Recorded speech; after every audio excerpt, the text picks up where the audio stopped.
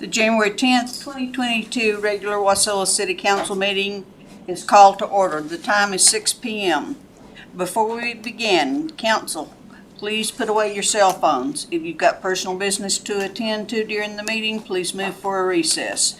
If you are participating telephonically, please mute your phone unless speaking. Also, when speaking, please state your name for those streaming the meeting. Madam Clerk, please call the roll. Thank you, Madam Mayor. Councilmember Graham? Here. Councilmember Brown? Here. Councilmember Vlock? Here. Councilmember Harvey? Here. You do have a quorum, Madam Mayor. Councilmembers Graham, Brown, Vlock, and Harvey are present with us in council chambers. Council members Sullivan, Leonard, and Johnson are absent and excused unless there's objection from the body. And we do not have any council members participating telephonically. Okay, thank you. Please stand for the Pledge of Allegiance. And Mr. Graham, would you lead us, please? In my honor, I pledge allegiance to the flag of the United States of America And to the republic for which it stands, one nation under God, indivisible, with liberty and justice for all. The first item of business is approval of the agenda. And I would like to note the following change. The city attorney is absent due to COVID-19, and therefore item 9.1, draft code of ethics review and discussion, will be rescheduled to the next regular meeting on January 24th. Are there any additional changes to the agenda? Madam Mayor. Mr. Graham?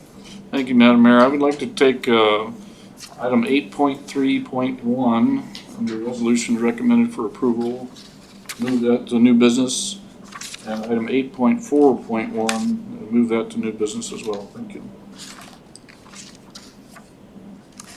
Okay.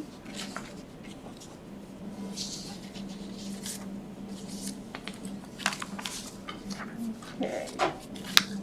Are there other changes? Hearing none, the agenda will stand as amended. We are now at special orders of the day. There's one proclamation that I will read. City of Wasilla Proclamation recognizing Dr. Martin Luther King Jr. Day.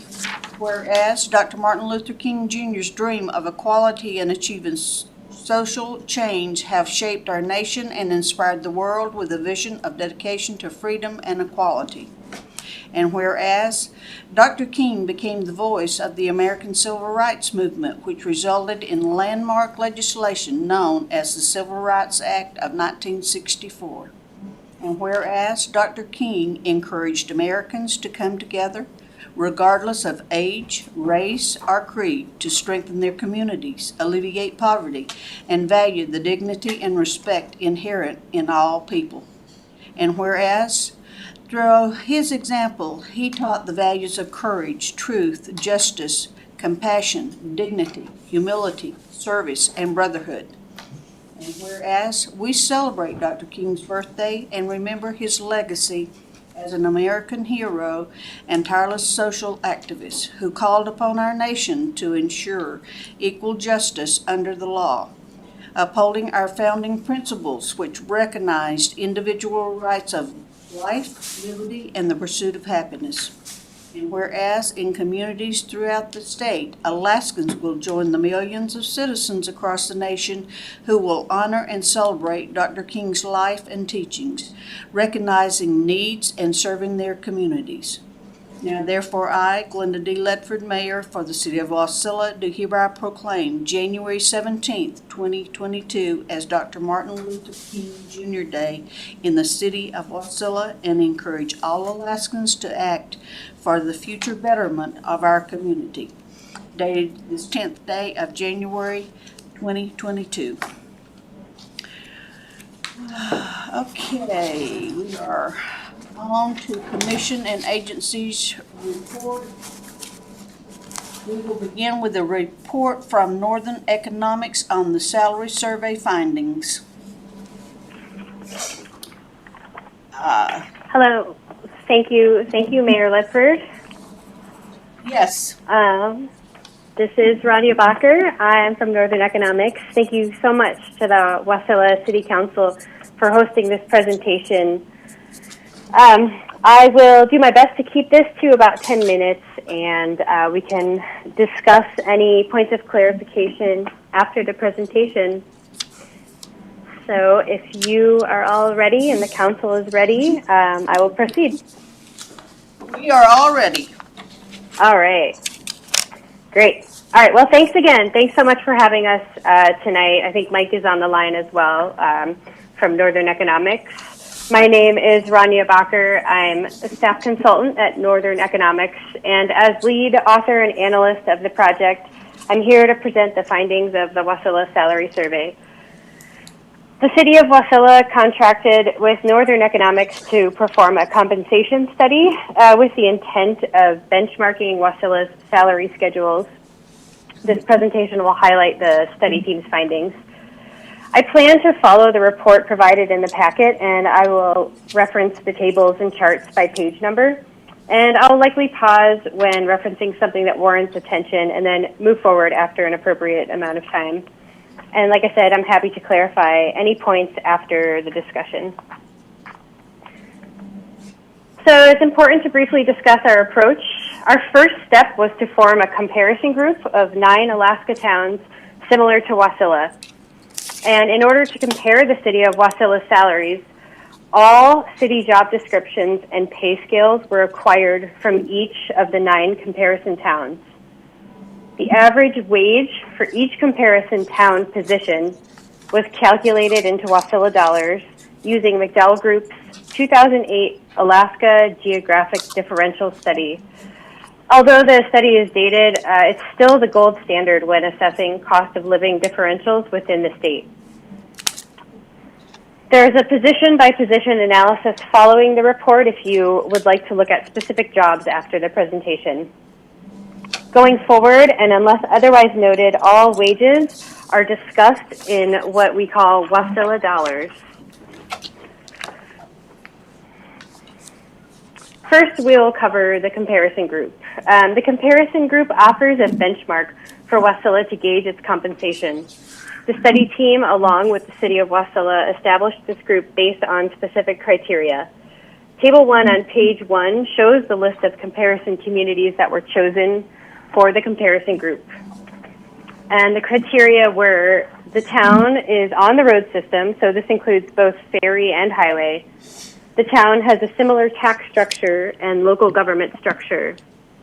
The town has a similar average population. And the town is a visitor destination while maintaining a small town feel. You can view the list on page 1, table 1. We've got Homer, Ketchikan, City and Borough of Sitka, North Pole, Petersburg Borough, Kodiak, Soldotna, Kenai, and Palmer. And for those who can't see the report, those are the comparison communities that make up the comparison group. As you can see in Table 1, all the regions have a sales tax. The populations are similar. What is shown is a 2018 through 2020 average. And if a region does not seem to compare by one metric, it's likely that it compares by other measures. Moving on, we'll start with the overall wages analysis. During initial meetings focusing on the scope of this project, Finance Director Troy Tankersley stated the importance of highlighting the city's economic differences as a way to set this study apart from the Alaska Municipal League salary survey. Our study achieves that by adjusting all wages relative to Wasilla's cost of living and comparing detailed job descriptions to the equivalent positions in the comparison group. Adjusting all wages to Wasilla dollars was done by manipulating the cost differentials in the McDowell Group's 2008 study. In that study, Anchorage was the base region, and all other regions were given a cost of living ratio relative to Anchorage. Wasilla's ratio was 0.95, and that means that Wasilla's cost of living is 5% lower than Anchorage. For this study, Northern Economics manipulated the existing differentials and made Wasilla the base region. You can view the differentials table on the top right of page 2 in the executive summary.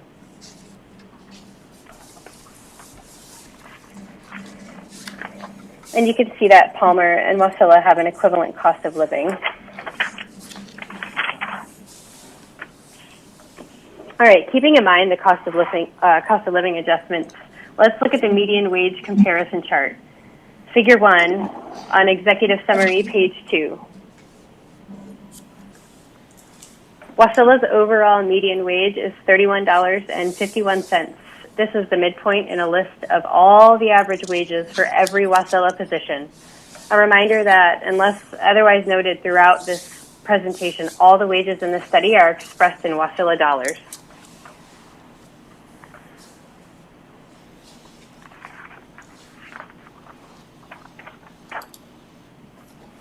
Onto a departmental discussion. So figure 2 on page 3 of the executive summary, that offers a visual aid for departmental wages. The department average wage in Wasilla is higher than the comparison group average for every department except for the museum department and the human resources department.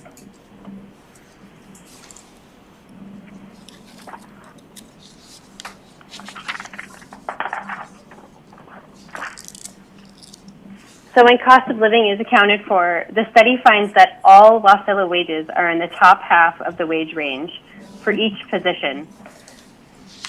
Executive Summary Table 2, which spans the Executive Summary, pages 3 through 5, offers a list of each Wasilla position, its average wage, and its comparison ratio. Any salary with a comparison ratio of 1.0 means the salary is at market, and anything above means the employee is paid above average. And you can see in Table 2, the majority of the positions are above market.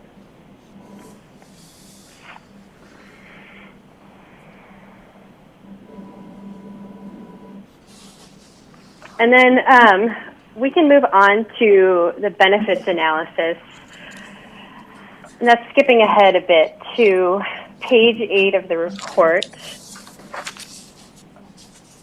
There's a couple tables, table 3 and 4, that we're going to be focusing on here. These will give us a sense of how Wasilla's benefits and paid leave compare. So Wasilla is one of 3 communities in the study group where employees have a $0 monthly insurance premium. And by comparison, a Soldotna employee with an insured family means employee, spouse, and 2 children, for the sake of the study, if they pay over $6,000 annually for insurance. The Wasilla employee pays 0. Table 3 on page 8 compares unadjusted pay before and after the employee insurance premium contribution. And for clarification, the base column, the base salary column, is calculated by multiplying the median wage for that town by 2,080 hours. That's a year's worth of work hours. The premiums are generated using each community's respective family amount from the monthly premiums comparison on Table 4, just in the middle of page 8 at the bottom there.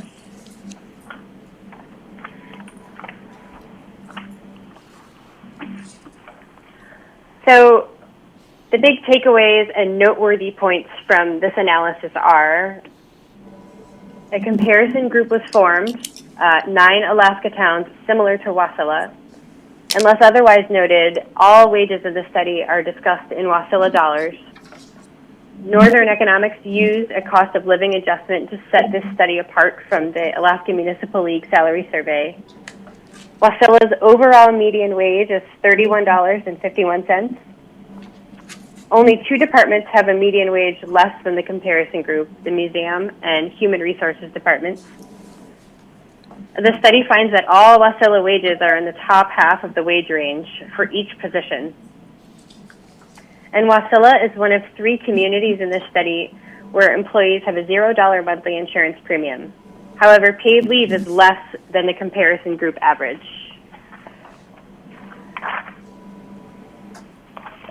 The conclusion we were able to draw from this analysis is that when solely considering compensation and economic factors, Wasilla outperforms all regions in the comparison group.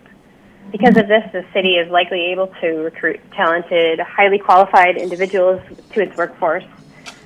If adjusting pay scales and performing a jobs analysis within Wasilla is of interest to the city, a compensable factors analysis could be appropriate.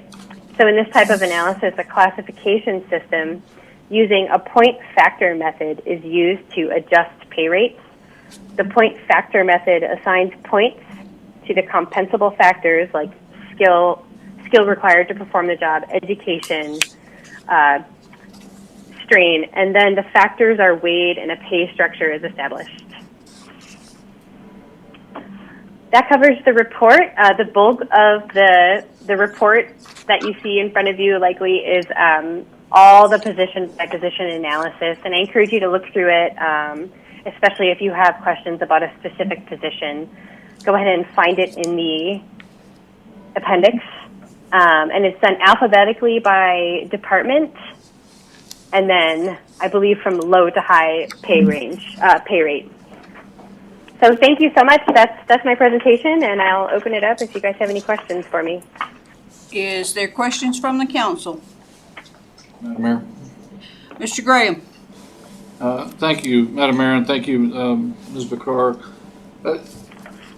When you're putting together the salary survey and the comparative group or CG, whatever, I don't speak the same language, I'm afraid, but when you're putting that together, you're looking only at Alaska towns, you know, with some characteristics similar to Wasilla, which was good, and I thought it was a very good comparison there.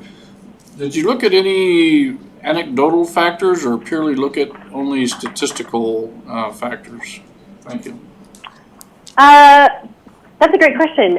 So I did consider, you know, what I'd heard about regions, and you know, I didn't look into each region's tourism industry or their visitor industry. I just kind of assumed what I know about certain Alaska towns, and I worked with Troy, the finance director, and I worked with some of my colleagues, and we all kind of agreed, especially on like the small town feel and the sort of a destination. Those aspects were probably the most anecdotally chosen. So yes, sort of, and then you know, population was strictly statistics. Highway was just kind of black and white. So yeah, I guess to a degree. Thank you. And kind of a follow-up on that, when you were choosing this comparative group, was you know, some other organizations' evaluation of quality of life taken into consideration, and is that available perhaps in an appendix to this report? I did not consider quality of life. Okay, thank you. Yeah. That's all. Are there any further questions? Hearing none. Thank you so much for your time and for the report. Thank you, Mayor. Thank you all so much for having us tonight. We appreciate the opportunity. We will now hear from Acting Public Works Director Walden on the Planning Commission. Thank you, Madam Mayor. Basically, I have four Mike Fisher, items. Northern Economics. Has left. Basically, I have 4 items to summarize. Raniyah from Northern Economics. Has left. Okay. Is that everybody? Yeah, that's it, Bob. Basically, I have 4 items to summarize from the Planning Commission. What tattoo got approval in their conditional use permit? The airport 30-year lease got approved by Michael Sandstrom.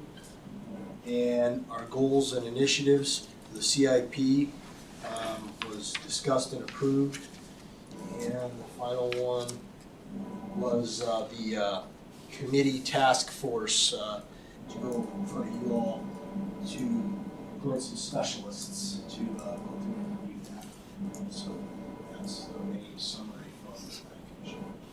And our meeting in January is canceled. Okay, thank you. Council, any questions? Mr. Graham? Thank you, Madam Mayor, and thank you, Bob. Bob, at the Planning Commission reports, there's a report from the compliance officer, code compliance officer, talks about citations he's issued and warnings and things like that. But I'd never seen any follow-up to those, and I had been asking Archie some questions about signage and things like that. Is there some sort of routine follow-up document that we can look at to see if we issued a warning to XYZ company about signage and this was the resolution? All I'm seeing is that there was a warning issued or there was a citation issued. That's a good point. With our new Citizen Serve program, we will be able to summarize some of those maybe in a format to bring forward to you guys a bit better, on kind of a review and how those were handled.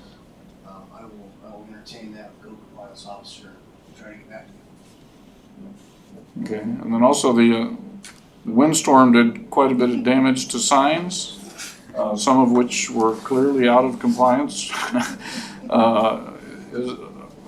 Is the planning department / Public Works, which falls under Public Works, of course, is there any sort of education of folks going on and talking with the sign companies and folks that are clearly out of compliance with signs about repairing those signs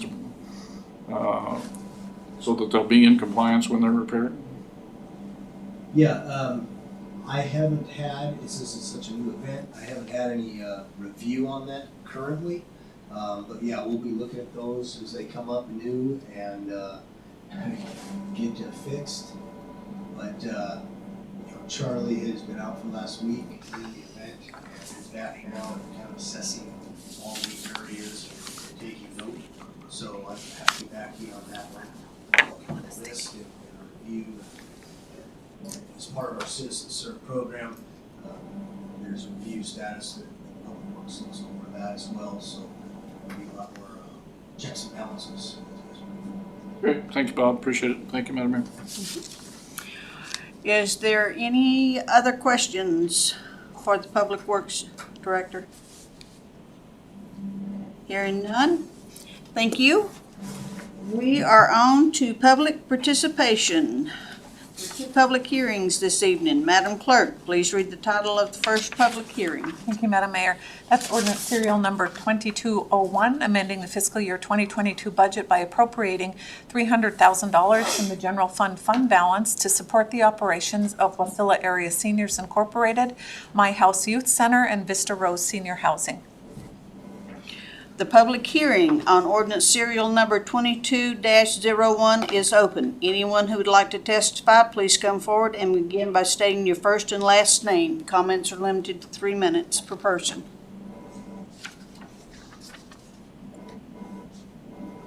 Seeing no one coming forward, is there a motion to adopt ordinance serial number 22-01?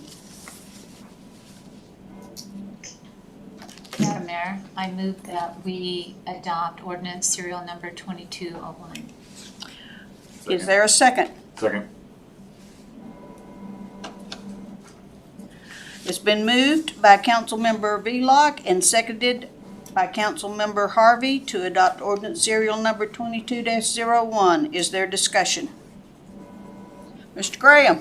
It's amazing how you always look at me. I know. So, number one, I want to start off by saying that Wasilla Area Seniors Inc., My House, the Youth Center, and the Vista Rose Senior Housing all provide a great service to our community and to the residents of our community. However, I could not be more in opposition to this ordinance than I am at this point. I don't think it's the function of the city to provide operations money for some nonprofits and not for others. We don't really have a policy on this, and it has been our unwritten policy in the past that we don't provide grants to organizations. Looking at these organizations, 2 of them are pretty strong fundraisers, and certainly are able to provide, or have been able to provide, for their members and the people that they serve, and have been able to grow over the years, which shows their ability to raise capital and move forward. While I support each of these organizations individually, I cannot support them with the checkbook of the city. Thank you. Is there further discussion? Madam Mayor, could administration shed a little light on how this came to be?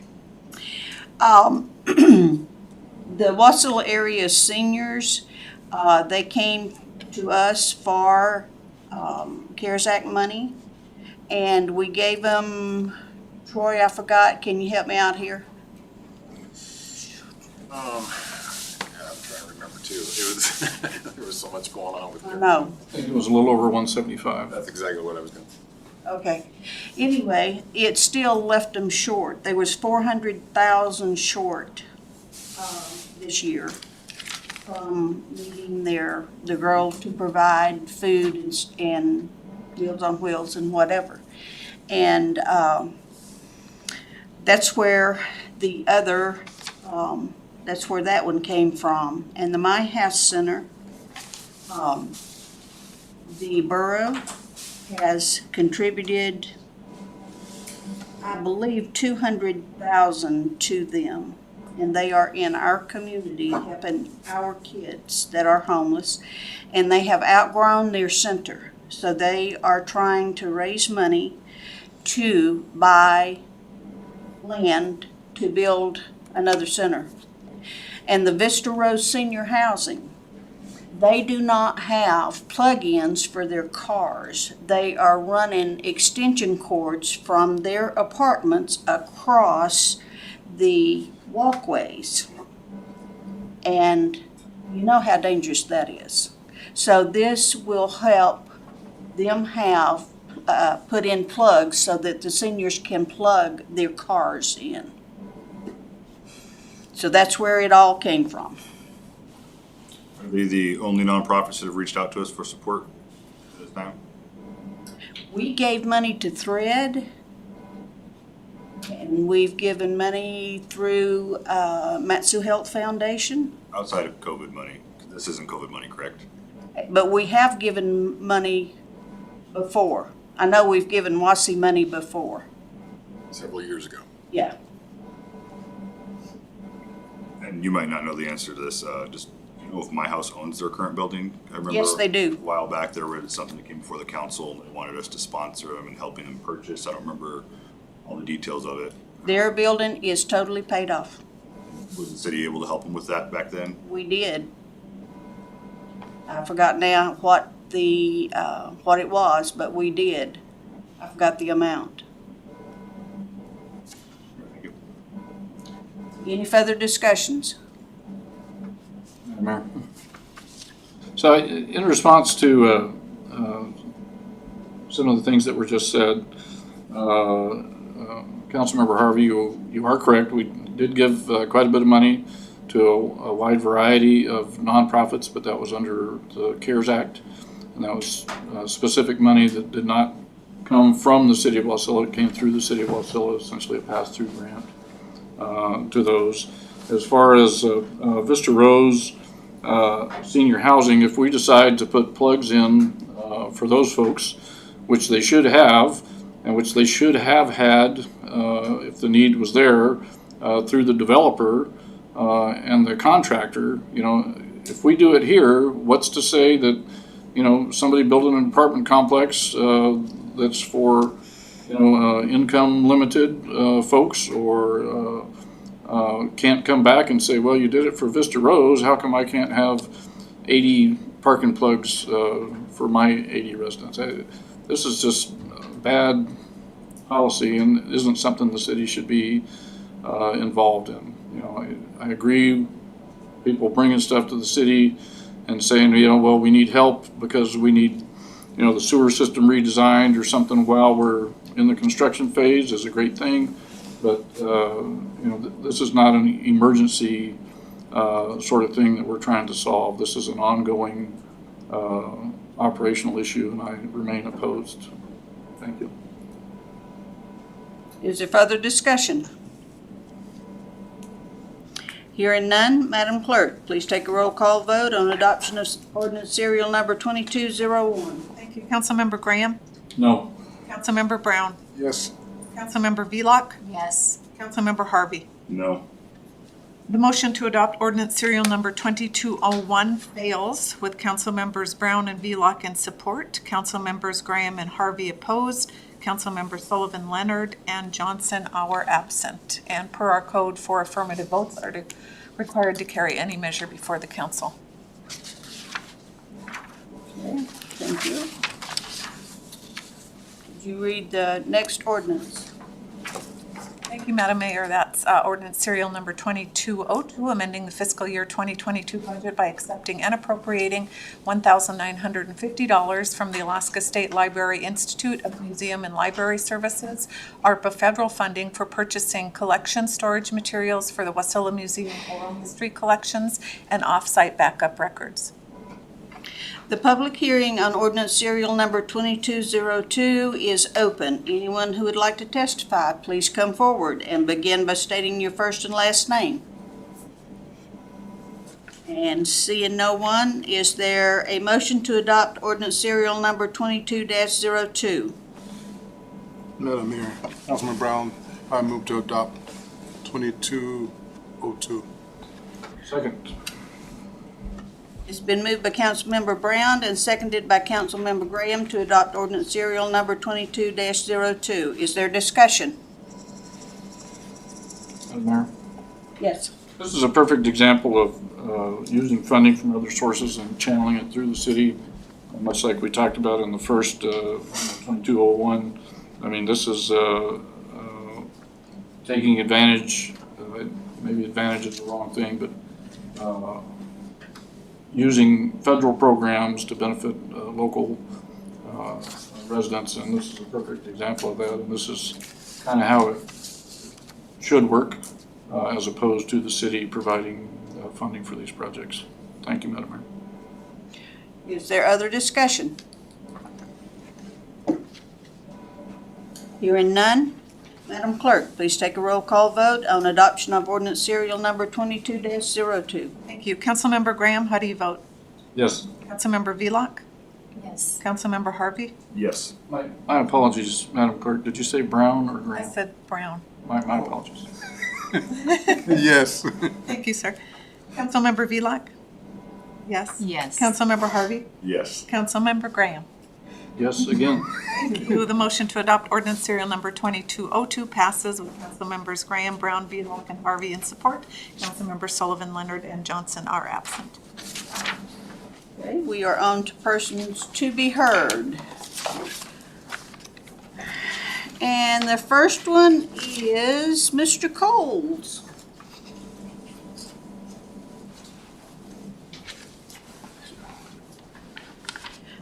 Please begin by stating your first and last name. You're limited to 3 minutes.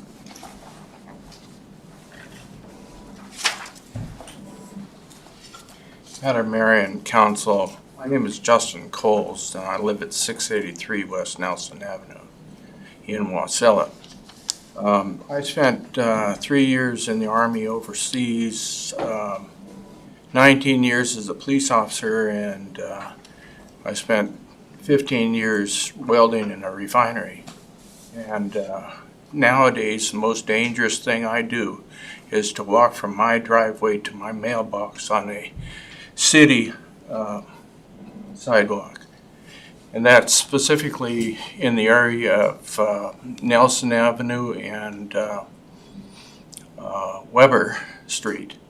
It's a real congested area, and the vehicles drive by there in excess of the speed limit, sometimes doubling the speed limit. I've walked around and I've driven around, and I noticed that the area on Parks Highway is extremely congested, especially during the Christmas time. And the vehicles have been coming down the Parks Highway, turning onto the Seward Meridian, going over to Bogard, and then they use Bogard all the way down to Nelson as a bypass to the congested in the area. They're driving through, and all their idea is to drive through that area. The vehicles who do observe the speed limit, which is 25 miles an hour, are all local traffic. The vehicles cutting through are the vehicles that are going to other directions, other places. It's just a thoroughfare for vehicles. Now, specifically in the area of the stop sign controlled intersection, that is a level sidewalk. It's the same level as the street because it also doubles as a bike path. The cars come down going towards the westbound. They don't slow down for the vehicles that are trying to make a left-hand turn onto Weber. They go around to the right, past the car, and they go up on the sidewalk there, and they drive down that sidewalk. That's the same sidewalk that I walk on to my mailbox. Thank you. Sir? Hector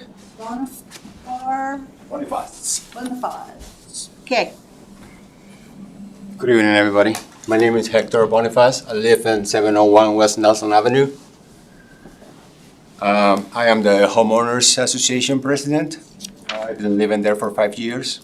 And what Mr. Collins just said is true. I have my computer right on my window so I can enjoy the view while I'm working. And I see so many cars coming way over the limit. The park is right there. We have so many kids coming down, going to the park to enjoy sliding down. They come with slides and walking down the street, and they have to deal with all of those traffic, especially with high speed vehicles. The crosswalks haven't been painted in 2 years, so even after it plows and everything, the road is just black. You cannot even see the markings. I walk to work every day. I use my bicycle in the summer, and right now to walk to work is very difficult. By two things. First, the traffic coming down. I have to be really careful when I walk. And then the sidewalks here in downtown are not being plowed. I work for Valley Charities, and my coworkers at break time, they go to Kaladi Brothers to get coffee. Well, then the last 2 weeks, those ladies couldn't walk to Kaladi's because there's no sidewalk.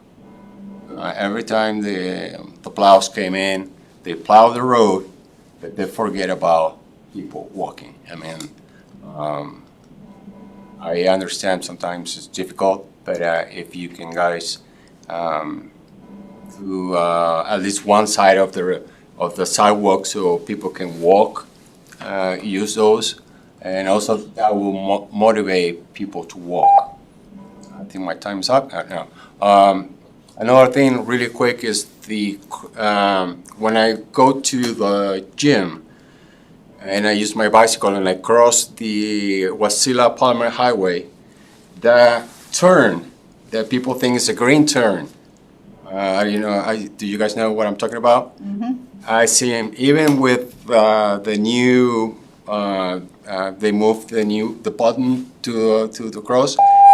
If the light is, right away, really quick, if the light is red, that means that I cannot walk, right?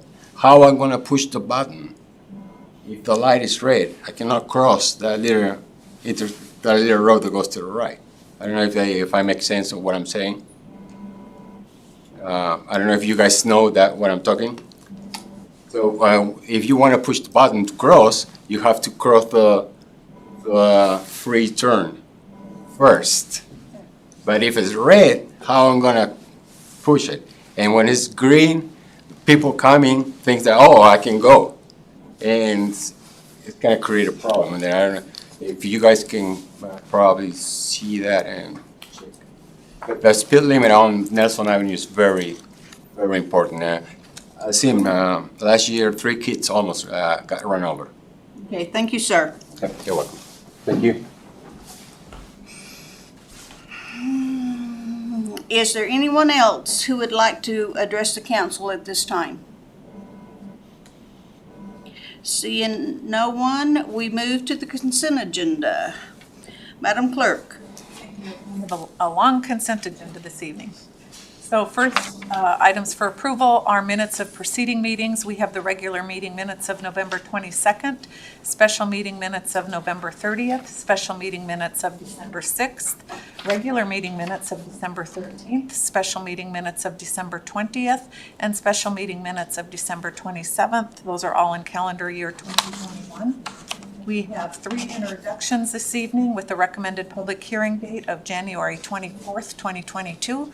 First is ordinance serial number 2203, amending Wasilla Municipal Code Section 1604070 definitions to add definitions for caliper, ground cover, landscaped area, lawn, perennial flower, native vegetation existing, landscape vegetation existing, tree, preserved, and use, change of, amending section 1624.040 parking to delete subsection A24.040D 4A through D4C, amending section 1633.010 purpose to clarify purpose, amending section 1633.030 exemptions to clarify exemption and non-conforming provisions, amending section 1633.040 landscape plan to clarify language, amending section 1633.050 general landscaping requirements and standards to clarify applicability, standards, and other minor revisions, amending section 1633.060 types of landscaping to add landscaping provisions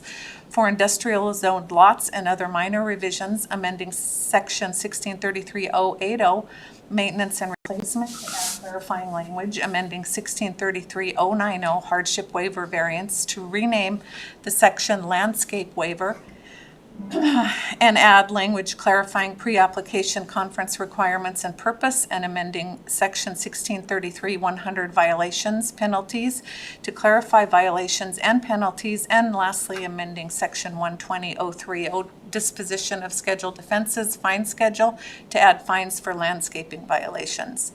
Second ordinance up for introduction is ordinance serial number 2204, amending the fiscal year 2022 budget by accepting and appropriating $7,400 from Museums Alaska, ARPA federal funding for a summer intern for the Wasilla Museum Photo Exhibit Project. Ordinance serial number 2205, amending the fiscal year 2022 budget by appropriating $100,000 from the Water Fund fund balance for the Spruce Alternative Well, and one action memorandum left on the consent agenda, that's AM 2202, confirming the appointment of Kevin McCabe to the Airport Advisory Commission. Is there a motion to approve the consent agenda as read? And Mayor, I move that we approve the consent agenda as read. Is there a second? Second. If the motion has been made by Councilman Velock and seconded by Councilmember Harvey to approve the consent agenda as read. Is there any objection to the motion? Hearing none, the motion is approved. We are on to unfinished business. Madam Clerk. removed, yep, due to city attorney not being with us. Item number 2114, which is our draft code of ethics review, will be taken up at our next regular meeting.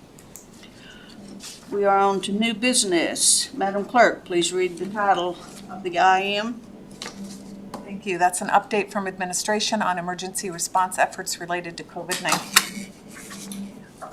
We are looking at redoing our response to COVID, and we're waiting on OSHA to come out with theirs to see, because we don't want to do one today and OSHA comes out with their parameters tomorrow and we have to do another one. So we are in the midst of redoing ours when all of the government entities get their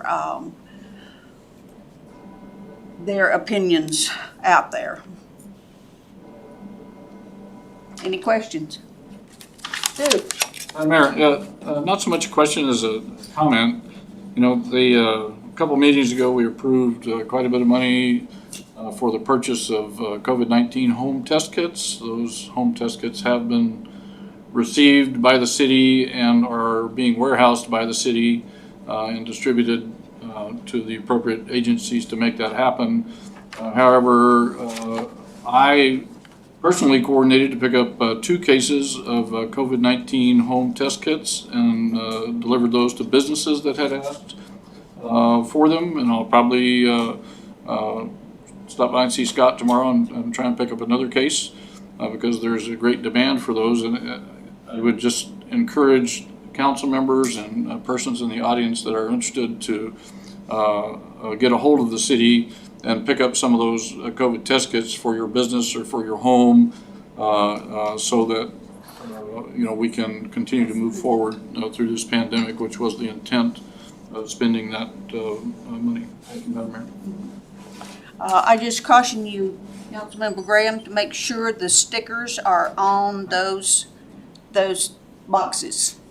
So we will have a 6:54. We are on to Madam Clerk, new business. Yes, thank you. For the second item under new business this evening is our resolution serial number 2201. That's authorizing the addition of 1 staff accountant position and the removal of 1 finance clerk, 1 cashier position within the general fund finance department. Okay, is there a motion? Madam Mayor, I move resolution serial number 22-01. Second?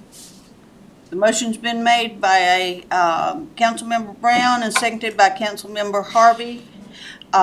Is there discussion? Yes, Madam Mayor. Mr. Graham? Thank you, Madam Mayor, and thank you, Troy, for bringing this forward to show that. I thought that the justification for the position, or the explanation, not the justification, but the explanation, I thought was perhaps a little bit thin. I mean, we're taking a finance clerk 1 at basically $25 an hour and replacing it with a staff accountant. Let me find that on my list here. At significantly more, about $10 an hour difference. And yet the staff report showed that there's really not going to be a difference for the FY22, but didn't mention moving forward for 23 and 24. So a couple of questions. Number one, I mean, what is that additional cost? Because the cost in salary change, the hourly rate change alone seems to be about $15,000 or $20,000 a year. Then you add about 60% into that for benefits.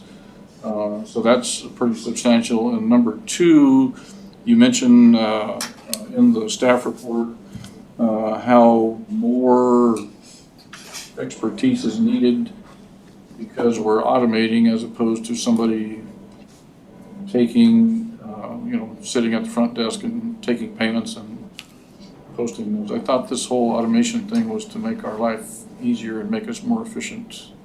Could you comment on both of those, please?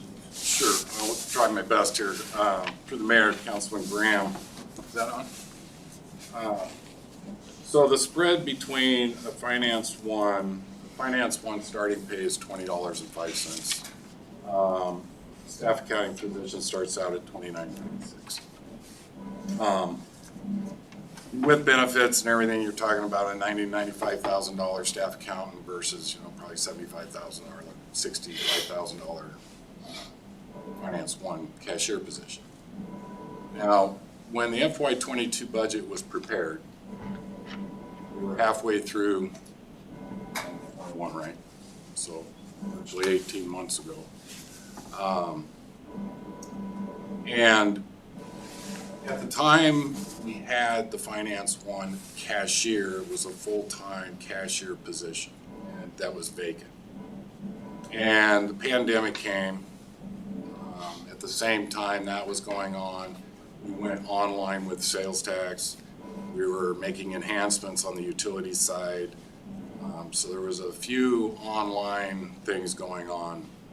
So as these things were moving forward, we were trying to assess, we knew there was going to be savings to the city and what those savings were going to look like, how it impacted the jobs themselves throughout the department. It's kind of like we'll have to wait and see kind of thing.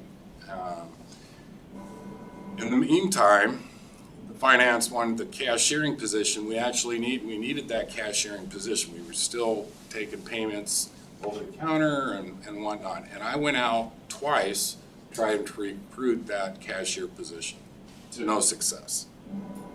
And frankly speaking, when you're talking about that position, looking at other municipalities, it wasn't like we were underpaying. So we just weren't getting good applicants. So what we did, what the finance department did, is we also ended up with a vacancy due to retirement on the utility side, and so we needed the utility side and we needed the cashier. And so one thing we quickly learned is as these online systems came about, it dramatically decreased the footprint of citizens or businesses coming into the city to actually make cash payments. So the job duties, even though they were the same, the quantity quite a bit lessened for the cashier. So it made sense to take a finance 2 position, the utility position, combine it half and half to make the cashier and the utility position. And that seems to be working well. Both sides are covered, cashiering's covered, everything we need. In the meantime, we had the cashiering position and we were like, do we need it? Don't we need it? Okay. But one thing we realized when we got through and into the audit, financial statements for the city, the online system created benefits to the city and savings to the city through mailing and advertising and different things that required in the sales tax side. But what it did do is create more what I call higher level reconciliation, things that happen online, but not necessarily paper. And with the current staff accountant, it's created added functions on merchant services and those reconciliations. And then you have the Pandemic and CARES Act funding, which has been nonstop for 2 years. So that position under the staff accountant is overloaded. And we're asking staff, or my finance 2 positions, to somewhat assist, and we got to be careful not to ask them to do duties up and well and above things, but it's added duties in the staff account. That's why I use the term a higher level accounting person that understands governmental accounting, how to do those journal entries, etc. And that's what it's really caused. But on top of that, and furthermore, I don't think the online stuff and systems are going to stop. They're going to continue. And in accounts, like merchant service accounts, the bank accounts. You know, the citizen service system creates a merchant account. An art center, the ActiveNet's creating, all of those need to be reconciled, so it adds more and more layers of work. But as the city's growing, and one of the other duties that I can extremely support is the budget. The budget is produced primarily by my office, with very little, there's some, but there should be more at the staff accountant level. And the budget's gonna get bigger, yes, in dollars, but more importantly in volume and content. And so that takes more staff time, which we don't have. But if we have the staff accounting position, that's a big duty that can be shared in the staff accounting, both staff accountants. And then further, just the monthly reconciliations across the banks, the accounts, the budgets that are continually ongoing. That's going to continue, and that's going to grow as the city grows. So I may have not have done a bang-up job on the write-up. You're fine, I'm just trying to get some As clarification. far as the cost goes, in the current year, we have the vacancy of the cashier position, and it hasn't been filled for the last 6 months, and won't, according to this, if I could fill it, making the assumption of February 1st, that's 5 months. So with benefits, it's approximately $45,000, which would be more than covered through this vacancy of the cashier 1 position. As far as further budget, the budget would be, the 23 budget would be adjusted accordingly for that position. I may follow up, Madam Mayor? Yes. Thank you, Mr. Tankersley, and don't think I was saying you didn't do a good job on this. I was just, you know me, I like to get into the weeds a little bit. But, so it sounds to me like having a staff accountant as opposed to having a clerk 1 or a cashier position is gonna cost the city about an extra $35,000 or $40,000 a year, you know, with benefits and so on and so forth. And part of the justification for that is we're taking some of the clerical duties out of the water and sewer, which is an enterprise fund. So is part of that additional cost going to be shared by the enterprise fund, or is it strictly all going to come out of the general fund? No, I didn't mean to imply that those duties of water and sewer are shifting in any way. The utility positions that we have a full-time utility position, finance 3, and we also have this finance 2, that 50% of her time is shared in utility, 50% is finance. That's the way it is right now. That's not going away. The cashier position is fully funded through finance, and yes, it's about the $35,000 increase to have the staff accountant. But the duties of a staff accountant are broad. They're across all funds, financial statements, external and internal reporting, et cetera. So it's not, I didn't mean to imply that we were pulling anything from water and sewer.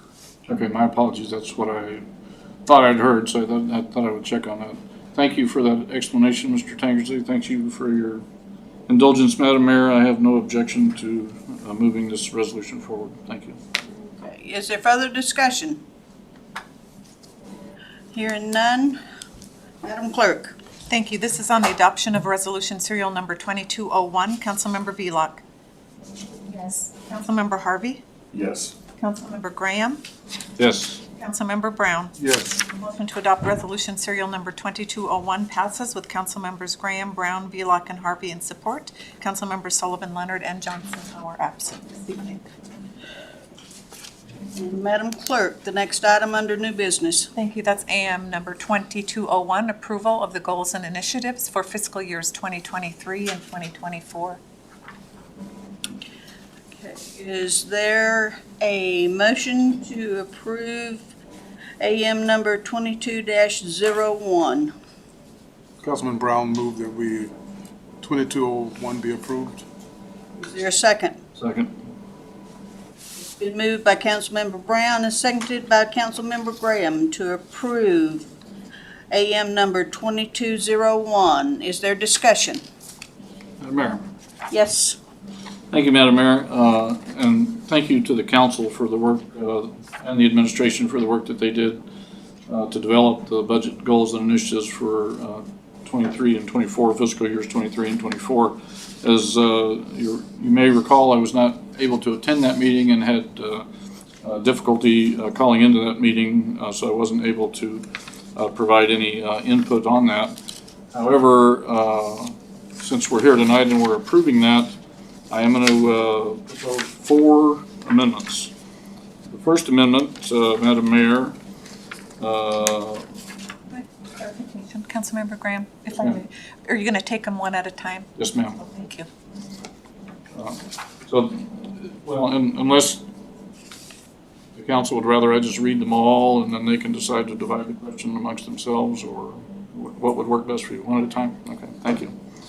So, in our packet today on page 272 of 302, which is page 7 of 9 of the Wasilla Budget Goals and Initiatives, I'll catch up there, which lists goals 20 through 27. I would like to add a new goal, which I'm going to call 28, even though it spills onto the next page, but new goal 28, to provide, install, and maintain electronic speed signs near the beginning of each school zone and on Susitna and Railroad Avenues near the Matsu Central School, period. Did I read that correct, Madam Clerk? Yes. I'd make that amendment. Okay, the amendment is, I need a motion. I move. Is that your I move motion? that amendment, thank you. Okay, is there a second? Second? It's been made by Councilmember Graham and seconded by Councilmember Harvey. Is there any objection to the motion? Hearing none, the motion's approved. Mr. Graham.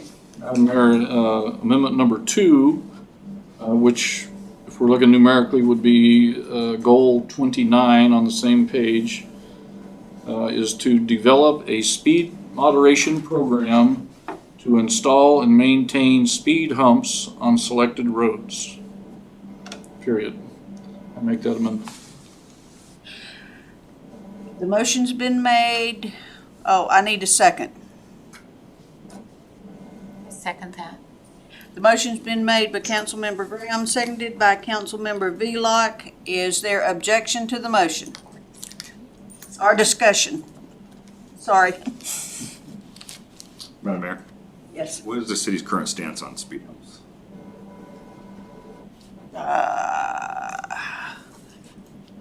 Chief, can you answer that? I'll field that. Okay. Our current stance is our maintenance is dangerous to our maintenance staff, especially in the wintertime.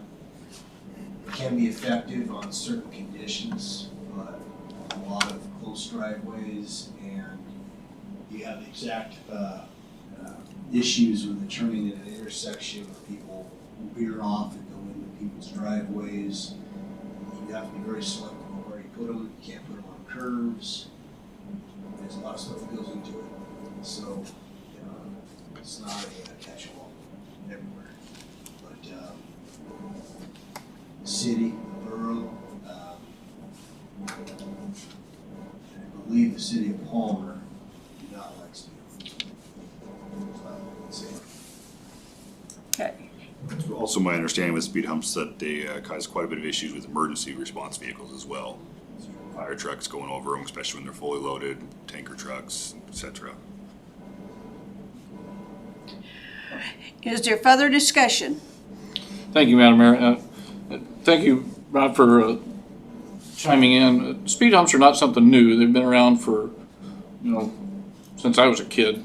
Thank goodness it helped slow me down more than once or twice. It probably caused me a few dollars in suspension damage.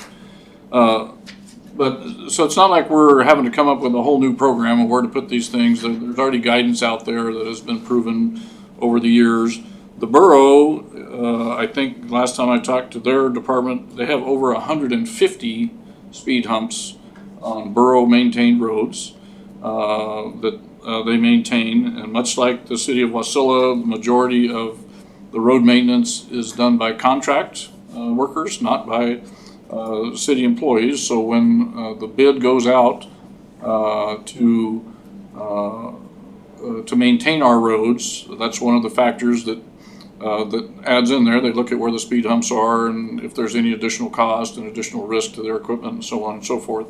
So from a governmental standpoint, I don't, or I should say from a public works standpoint, I really don't see that being an objection that couldn't be overcome.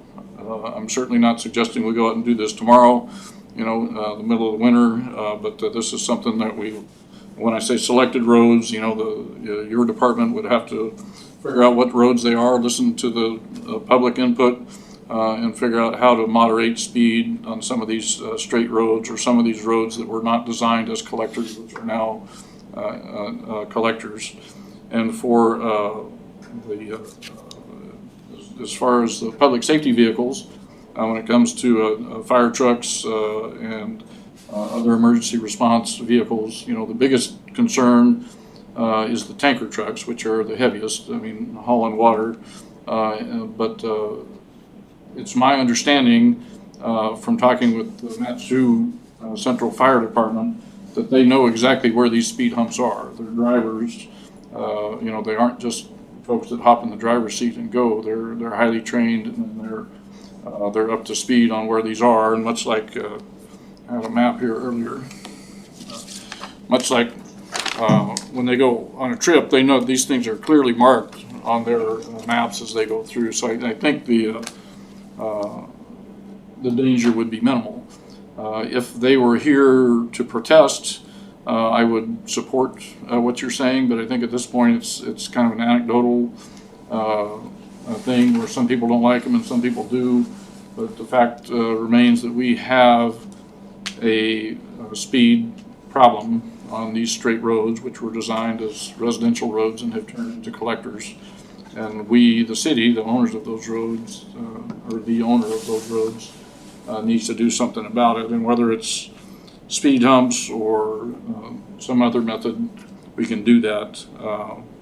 But as far as the amendment I put forward to develop a speed moderation program to install and maintain speed humps on selected roads, that is something that would have to come back with funding, following research by Public Works, and they would say, hey, here's what we want to do. We want to put these 14 speed humps out. This is what it's going to cost, and then the public would weigh in on that, and then the council would make the final decision. Thank you, Madam Mayor. Madam Mayor, Yes. to Mr. Graham, would you accept a friendly amendment to remove the word speed hump and just direct the Works Department to do a speed moderation program and then have them come back to us with the recommendation on what that speed moderation program would be? So you're suggesting that we change it to develop a speed moderation program on selected roads? Yes. I would be amenable to that. Madam Mayor, I'd like to make a friendly amendment to strike those words. So we would strike to install and maintain speed humps. If I may, Madam Mayor. So if there's no objection from the body, instead of processing a secondary amendment, which just takes time, we're trying to get through this. There's no objection from the body. We're just going to kind of do a rewind, and we're going to the pending question then is develop a speed moderation program on selected roads. Okay. Thank you, Mr. Brown. Is there further discussion? Hearing none, is there objection to the motion? Hearing none, the motion is approved. The next one, Mr. Graham. Thank you, Madam Mayor. So given the fact that we have added goals 28 and 29 on page 7 of 9, on page 8 of 9, what is now goal 28 would be 30, and then so 1, 2, 3, 4, 5, 5, 6, 7, 8. So I would like to add goal number 38, following what is currently numbered goal 35, to establish a program to provide additional security lighting for Nunley Park. So my amendment is to add goal 36, establish a program to provide additional security lighting for Nunley Park. Second. Discussion. Madam Mayor. Certainly, as the administration is aware, and anybody that works in this building is aware, there is a security problem in Nunley Park. You know, it's a beautiful park, great place to take your kids to play when the lights are on. You don't want to be there at night when it's dark. Because of the trees that are there, there's significant drug use. There have been quite a few homeless, I won't call them, we'll call them campers. Quite a few campers have been encouraged to move on out of those woods there, which makes it not suitable for what we've been trying to do with Nunley Park over the years, which is to make a nice downtown destination for families, a nice place to walk in the summer and the winter. Additional security lighting there would help deter that type of use, which is not compliant with what we're looking to do in our downtown area. Thank you. Is there further discussion? Madam Mayor, I'm curious, is it just a Nunley Park issue, or we haven't had an issue in multiple of our parks? If the question is to me, Councilman Harvey, I don't know enough about the other parks to say. However, I have had specific complaints about Nunley Park, and having spent many years in and out of this building, I hear quite a bit from Wasilla City employees regarding Nunley Park and their reluctance to use the park.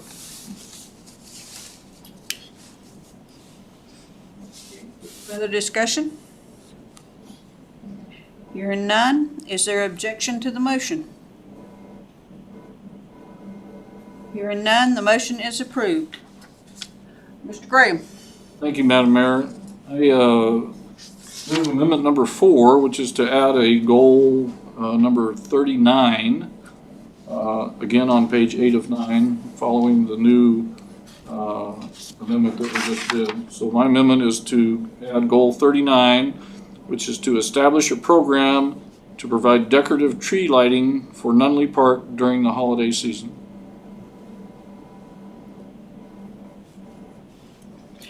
Is there a second?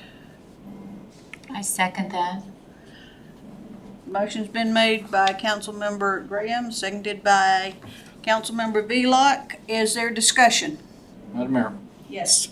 Thank you, Madam Mayor, and thank you, Councilperson Velock. Appreciate that. You know, Nunley Park is really a jewel right in the middle of downtown. And for years and years and years, we've been trying to attract people to come to downtown. We now have a downtown improvement district. The Planning Commission spends quite a bit of time actually working on things in the downtown district, you know, to make the district more walkable, to make it a more likable place to be, and to make it more decorative thing to do. So if we were to find out what it would take to put some decorative tree lighting in there, and that strip of trees that separates the upper part of the park from the lower part of the park, which is where the families are. The upper part, of course, is where the community gardens are, and then there's just a large lawn area up there, and then the lower part is kind of the more family-oriented part, where you also have the place where you know, kids can get lunch down there as well. But if we were to provide some decorative lighting in the trees up there by a contractor, of course, not asking your guys to go climb trees. You know, if we could get some decorative lighting there, I think that would help draw people downtown. And I think it would help make Nunley Park much more of what we intended it to be. Thank you. Is there further discussion? Madam Mayor? Yes. Mr. Graham, are you talking about the decorative lighting just in the winter or during the holidays or year-round? The amendment was for the holiday season, so I would assume that would be November, December, January, but I don't think people are gonna take that stuff down until March, whether it's plugged in or not. Okay, I missed that part. That's a good idea. Thank you. Further discussion? Hearing none, is there objection to the motion? Hearing none, the motion is approved. Thank you, Madam Mayor. At this point, I'd like to move back to the main motion, which is approval of action memorandum 2201 as amended, which Mr. Brown brought forward. Okay. The motion has been made by Commissioner Brown and seconded by Councilmember Graham for approval of AM number 22-01 as amended. Is there discussion? Hearing none, Madam Clerk. Thank you. Councilmember Harvey, how do you vote? Yes. Councilmember Graham? Yes. Councilmember Brown? Yes. Councilmember Velock? Yes. The motion to approve AM number 2201 as amended passes with Councilmembers Graham, Brown, Velock, and Harvey in support. Councilmembers Sullivan, Leonard, and Johnson are absent. Okay. We are on to communications. Madam Clerk, please read the title of the minutes. Thank you. We have Planning Commission meeting minutes from December 14th, 2021. And on to audience comments. Is there anyone present who would like to address the city council at this time?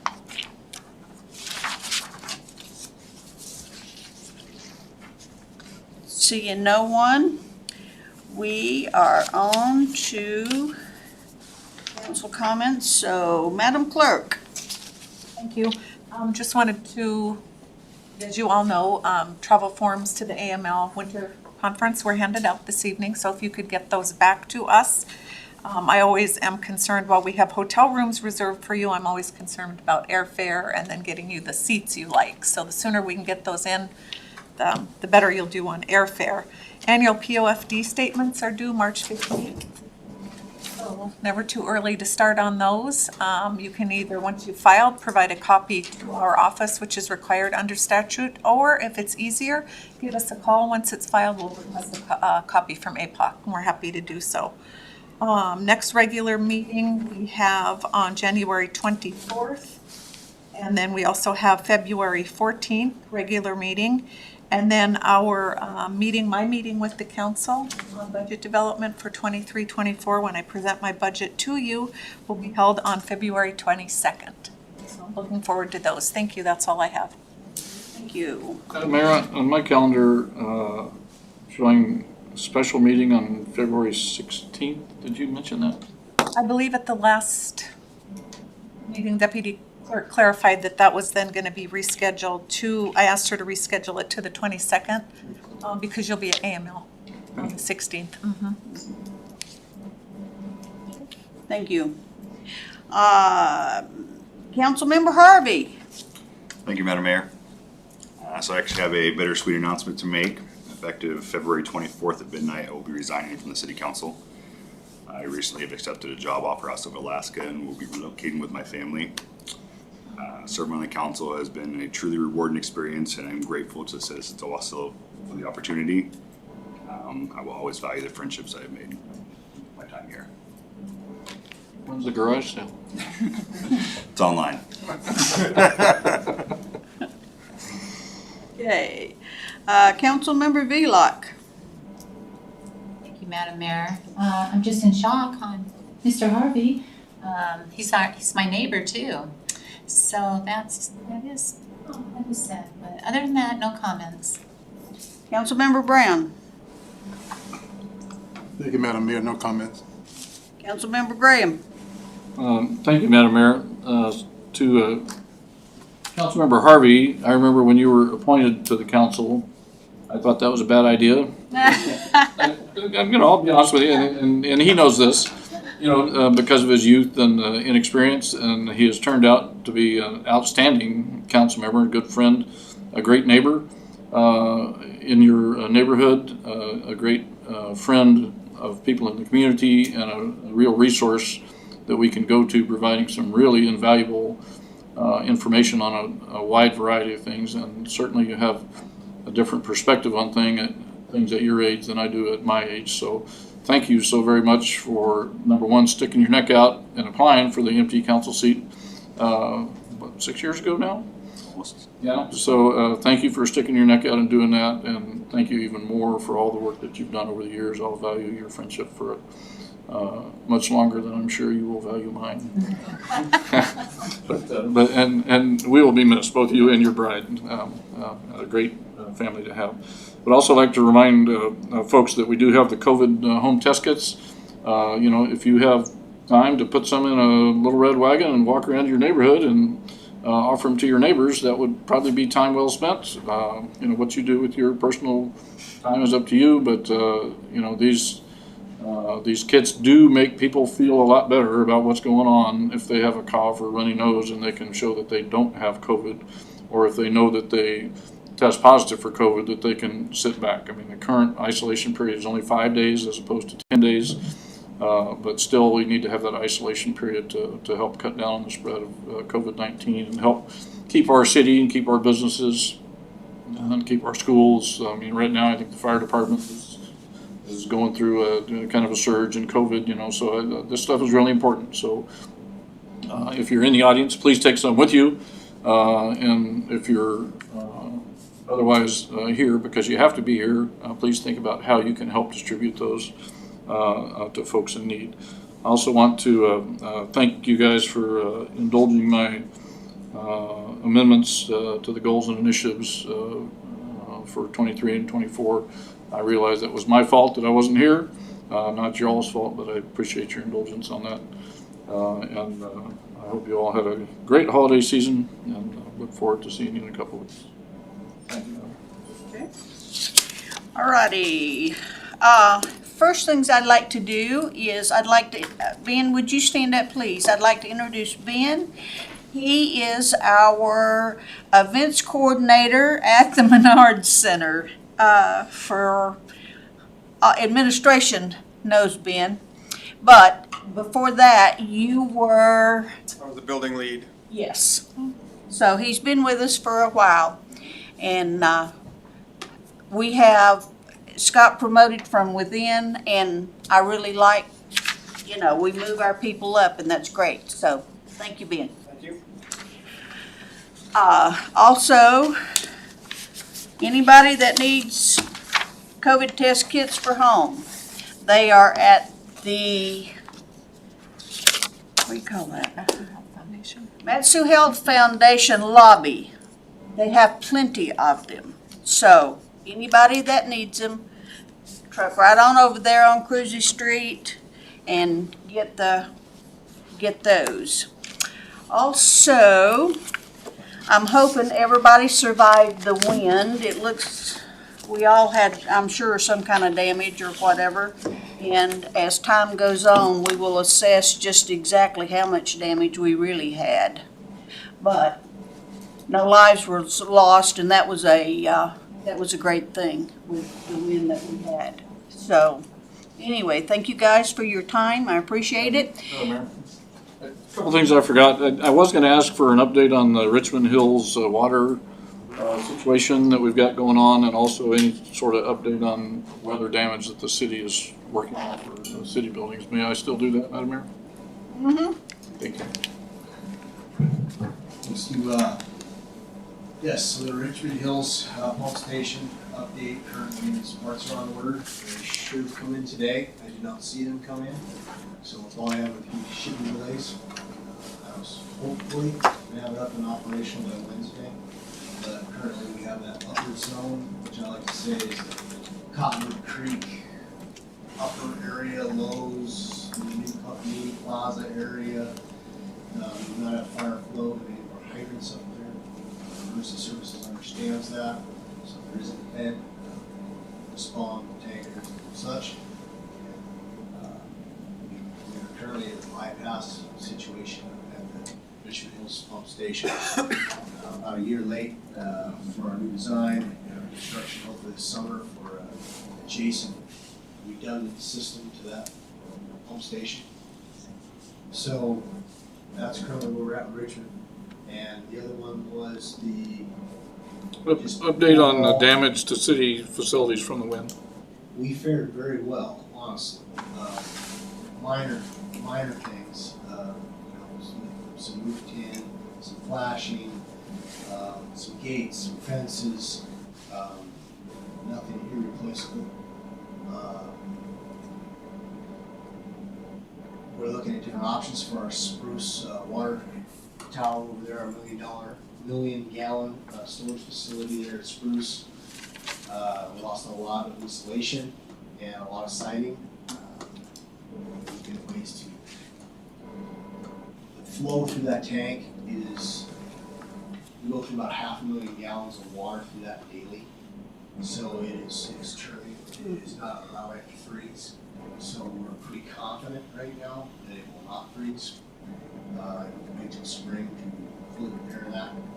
We would try to put a Band-Aid over it so we do not continue to have hazards fly in the next storm event. We go into neighbors' yards and such. We want to seal the roads adjacent. So that's currently our stance right now. And we'll probably be seeing something coming forward, those funds to put a Band-Aid on that. And was there some concern about the roof on the new library? The roof on the new library was just a minor trim on a urban wall. Okay.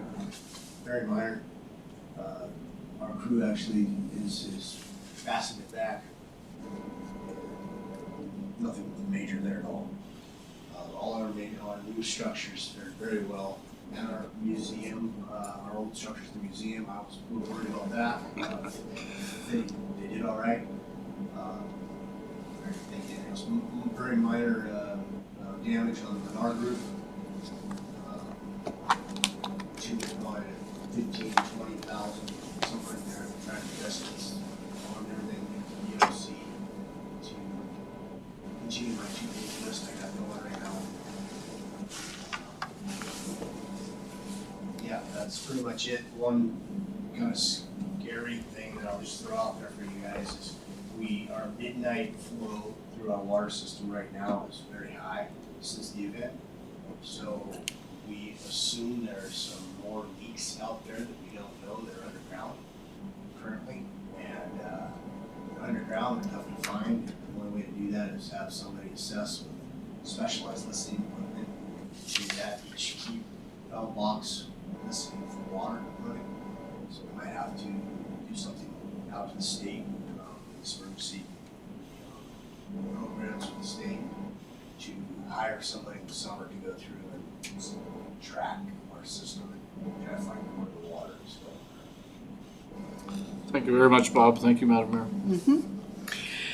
Mr. Harvey, it's gonna be a little different without you. You always bring a different perspective. So I have enjoyed working with you, getting to know you, Brittany, and the kids. And I wish you well.